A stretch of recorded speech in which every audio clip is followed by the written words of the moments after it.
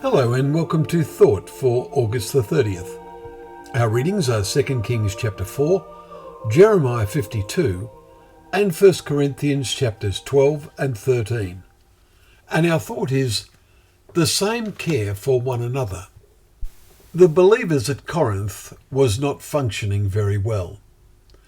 Today's chapters 12 and 13 in Corinthians are about their misuse of the gifts of the Spirit that the first generation or two of believers were privileged to possess.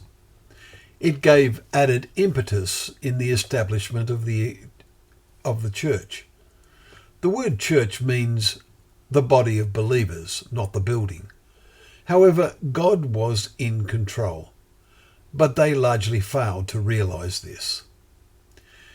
After listing all the areas of special ability the gifts created, for example, it gave to one the utterance of wisdom and to another the utterance of knowledge, as we read in chapter 12, verse 8.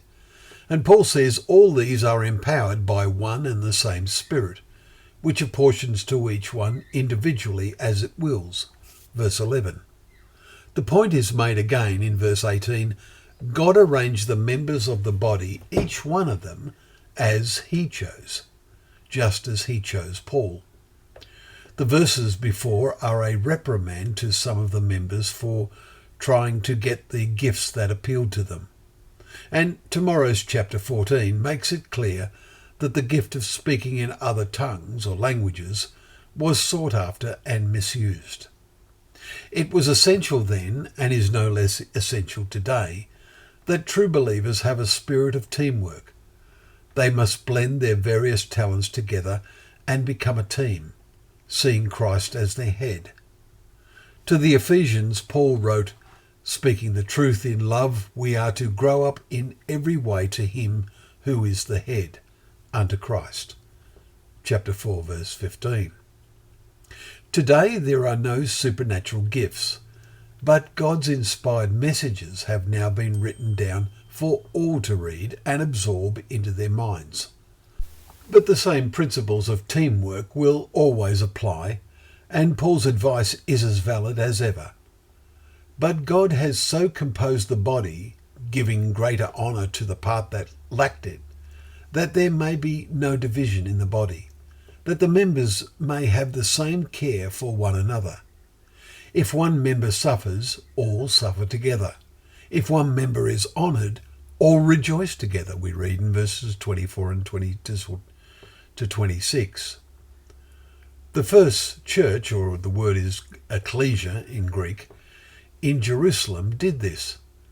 It is wonderful when it still happens among true believers today. The chapter concludes, and I will show you a still more excellent way. And the next chapter, chapter 13, should be familiar to us with its words about love as the most excellent way. It is the cement which binds the body together. It is by the acts of love that we show we have the same care for one another, because love bears all things, believes all things, hopes all things, endures all things. Love never ends, we read in verses 7 to 8.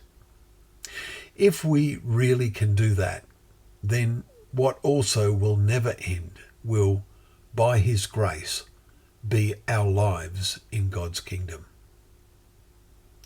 Well, thank you once again for joining us for Thought for the Day, where together we can open up the pages of God's Word, knowing that Word to be a lamp to our feet and a light to our path.